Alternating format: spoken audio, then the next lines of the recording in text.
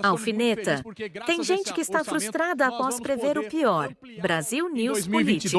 Aliás, em 2021, mas que só era paga para 5 milhões de famílias. E agora será paga para 20 milhões de famílias. Da mesma forma, vamos executar o programa Pé de Meia, que vai garantir recursos para os jovens que estão estudando no ensino médio. E por fim, queria dizer que nós temos mais 15 bilhões de reais para o programa Minha Casa Minha Vida, que será fundamental para impulsionar esse programa. Nosso governo, apesar de ter um arcabouço que limita os gastos e apesar de conviver com uma taxa de juros absurda, tem feito com que esse país cresça, se desenvolva e a renda seja distribuída. Então, vamos aprovar esse orçamento, porque esse orçamento vai impulsionar o desenvolvimento do país. Redação final do PLN 26 de 2024. Em votação na Câmara dos Deputados. Os deputados e deputadas que aprovam a redação final permaneçam como se encontram. Aprovado. Em votação no Senado Federal. As senadoras e os senadores que aprovam a redação final permaneçam como se encontram. Aprovada a redação final. O PLN 26 de 2024 vai à sanção presidencial. Fazer um registro também de agradecimento da construção política em relação às lideranças partidárias.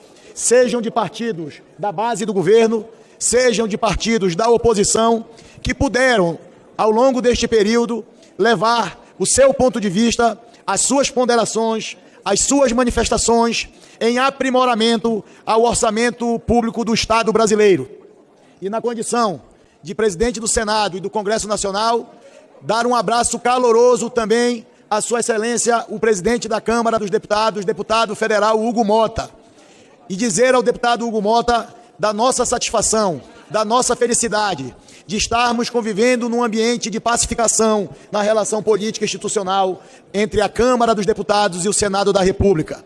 Dizer também aos deputados e deputadas os meus agradecimentos pelo carinho, pelo apreço, pela cordialidade.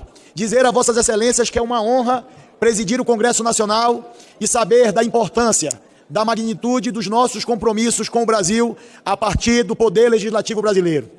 Efetivamente, são deputados e deputadas, senadores e senadoras eleitos pelo povo, nos 27 estados da federação, que representam a voz soberana do povo brasileiro nesta casa, na Casa do Povo, na Câmara dos Deputados. E também no Senado da República, a Casa da Federação, a Casa dos Estados brasileiros. E nesse sentido, os cumprimentos se estendem também a atores importantes do Poder Executivo, na figura da ministra Gleisi Hoffmann.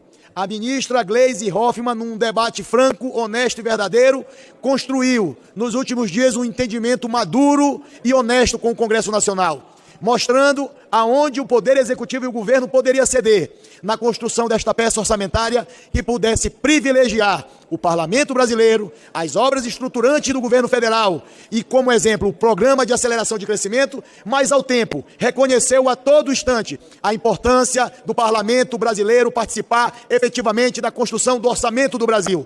São deputados e deputadas dos rincões deste país de dimensões continentais que sabem o que vive nos municípios brasileiros, o drama nas cidades e nos estados, socorrido muitas das vezes pelas emendas parlamentares destinadas por deputados, deputadas, senadores e senadoras.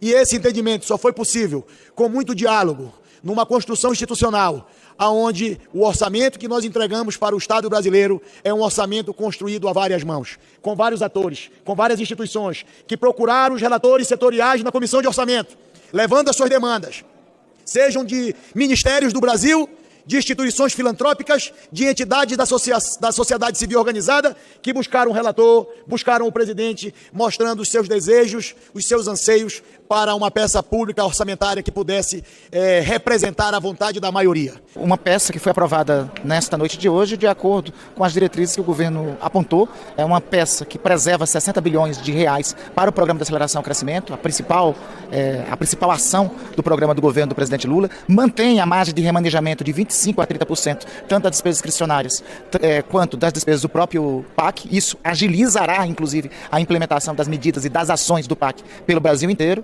E é o resultado de uma discussão longa, longa, mas profícua, ocorrida entre o Congresso Nacional e o governo. Eu acho que ficou uma peça adequada para esse ciclo virtuoso que está em curso no Brasil. Para o Brasil que está crescendo a uma média de 3%, para um Brasil que tem o menor índice de desemprego dos últimos 10 anos, para um Brasil que está retomando o seu caminho entre as economias mais desenvolvidas do mundo, para um país que está sendo reconstruído. Nós temos um conjunto de prioridades agora na agenda do Congresso. O governo encaminha nessa semana o projeto que isenta mais de 30 milhões de brasileiros de pagar imposto de renda. Esperamos que o Congresso aprecie o quanto antes esta matéria. E é, sobretudo, a aprovação no dia de hoje é uma comprovação de que, às vezes, algumas previsões não são exatamente como alguns dizem. É uma peça que apresenta um superávit de 15 bilhões, mostrando também a responsabilidade fiscal que esse governo tem. E é uma peça que ocorre, a sua aprovação, na segunda semana após a nomeação da ministra Gleice Hoffmann para o Ministério das Relações Institucionais e da Articulação Política do governo. Também frustrando algumas perspectivas que alguns tinham